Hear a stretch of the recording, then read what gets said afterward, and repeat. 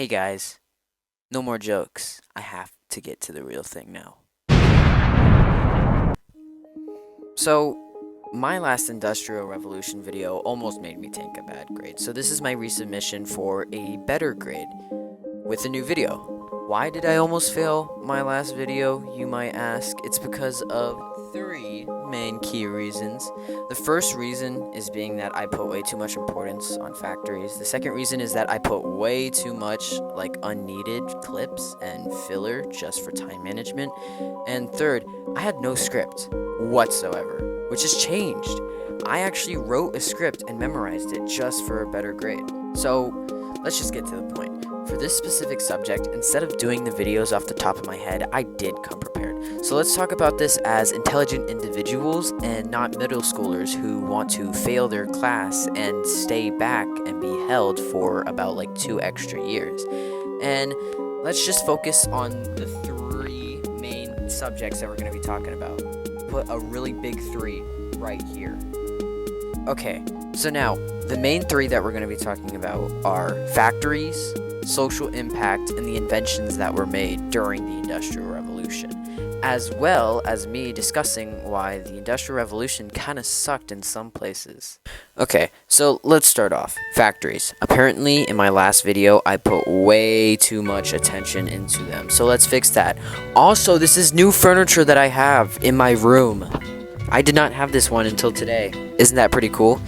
Now, to put it simple, a factory is an industrial facility where people and machines either mass-produce goods or refine, raw materials into, usable items and stuff.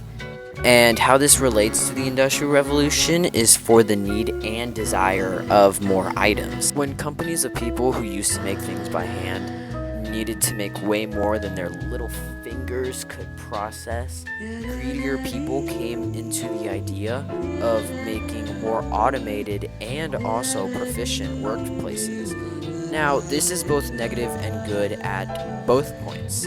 The one thing that's really negative about this is that bosses didn't really care about their employees, which actually brings us onto a subtopic called human rights! Workers' rights! Oh my gosh! I'll admit, I have been a little bit procrastinating on this project. In fact, I haven't even finished my script, and it's currently now nighttime outside, but I'm still going to be recording, so that won't stop me. Now, you guys might have the question, how does human rights and workers' rights both relate to the Industrial Revolution? My teacher would probably be like, Logan, you're being very off topic right now.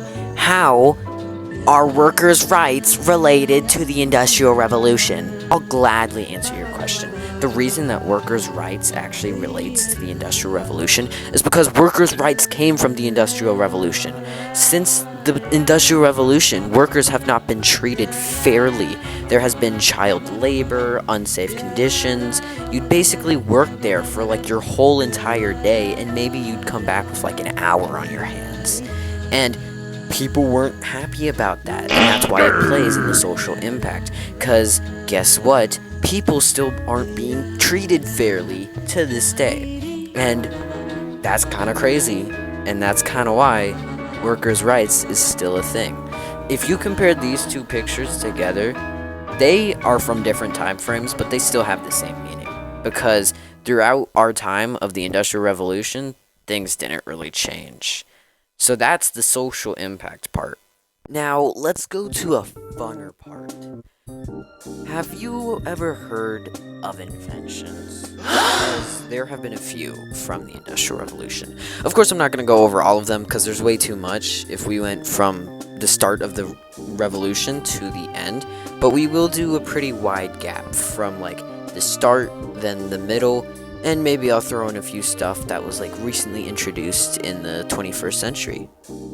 Now for the inventions part, I have created a small list from chronological order of things that have happened and things that have been made. Okay, so I have my list here now.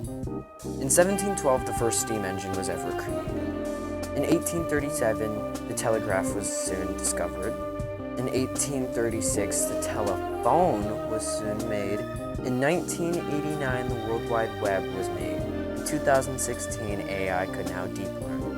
In the 2020s alone, we have achieved reusable rockets, robotics, fusion energy, and even more AI. Okay, now this is the last part of the video. I'm troubleshooting for 6 minutes, but technically I'm only allowed 5, so I'm gonna try and make this quick. All of those inventions have a domino effect. If this didn't happen, that wouldn't have happened. But the thing is that all of these inventions have all contributed to global warming, as well as making some people's lives just horrible. A lot of people were harmed, whether that be involuntary or voluntary, in order to get some of these inventions out.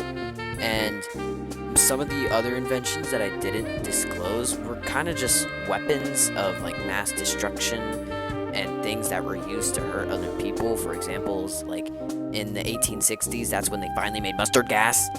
So yeah, other than that, all of these inventions have had a place and part in basically just hurting the world, and I think that the Industrial Revolution might just be what doomed us all.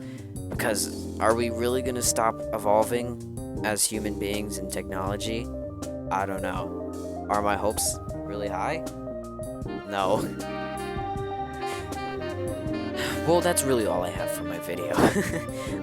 Teacher, once you watch this, please give me a good grade. I checked out all the categories that I had to. I know I am a little bit over my time limit, but like maybe like a minute and 15 seconds, but that doesn't really matter. Please give me a good grade. I did not want to redo a whole entire video, but I did. So I should get credit for that. Okay, thank you, goodbye.